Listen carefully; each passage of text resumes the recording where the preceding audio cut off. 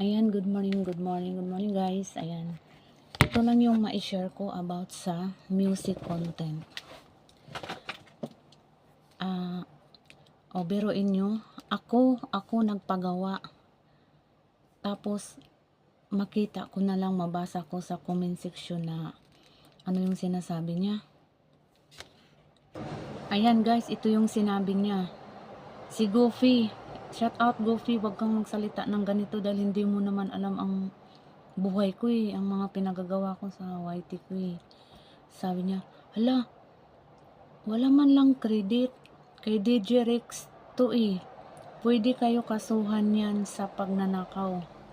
Ito pa, kapal ng face, sa'yo pa maraming views kaysa original. Ayan, shout out po sa lahat. Itong music na ito, simula bumibili ako ng sariling music kay DJ Rex at saka sa ibang DJ kasi ayoko nga na pagsabihan ng magnanakaw. Tapos ito siya, ang lakas ng loob magpagsabi. Hindi mo ba alam yung mga pinagbibili ko ng music is galing sa pinaghirapan ko, nagkuskus ako. Bago ka magsalita mag-message ka muna ng maayos dito. Huwag ka basta-basta ng ganyan kasi nakakasama ka ng loob. Anuhan mo ako na magnanakaw. Buti kung kinuha ko talaga yan sa ibang tao. Tsaka pakinggan mo yung mga floater kung kanino nakapangalan. Ibig sabihin pag may floater sa music, ibig sabihin binili nila yan. Hindi pa naman kasi ako hindi pa ako DJ. Yun, pag ako DJ na, kahit kuha na lang kayo ng mga music ko. Kaya ito yung mga sasabihin ko din sa inyo, yung kumukuha ng music ko, di ba? Ako naranasan ko kahit floater ko, sinabihan ako magnanakaw. Buti ako nagre-react ako sa inyo, nagsasabi lang ako na nagpapaalam ba kayo? Kasi actually gumastos talaga ako. Basahin nyo sa join ko nandoon sa sa perks ng re-upload.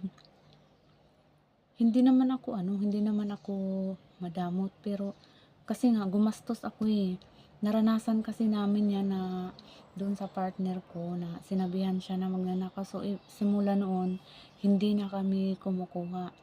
Ayan, nanghihingi man ako or minsan pag walang pambili, nagchat ako kay Kuya Banjo, Kuya, pahingi ng pahiram ng music mo. Kasi kami ni Kuya Banjo, ganun lang. Saka isa si Kuya Banjo nakatulong sa dito sa YT ko dahil na demonito. Tinano niya ako kung paano ang music.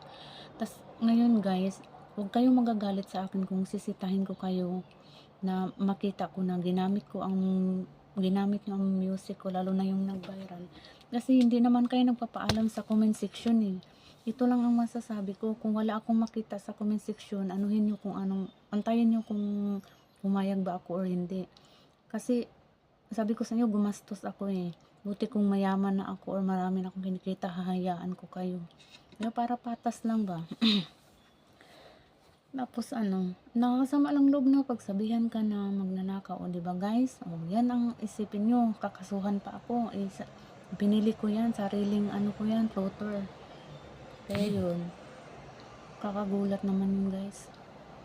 Kaya sa lahat ng mga nag-music content, kung hindi man sarili nyo, huwag kayong magalit kung sisitahin kayo. Kasi normal yan, naranasan namin yan. Kasi dati, syempre wala pa naman akong alam.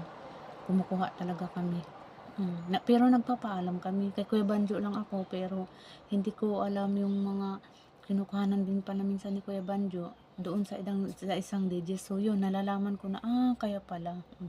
So, simula noon, hindi na ako kumukuha sa ibang mga DJ. Tsaka, kung nanghihiraman ako kay Kuya Banjo Ring TV, yung binili din niya. Ito lang guys. Yan. Google lang tayo. Yan, isa pa, nagpasalamat ako sa lahat ng mga nag-support sa akin.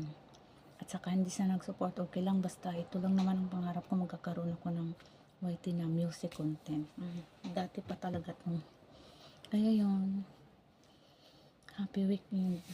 Yan, magtatrabaho na ako.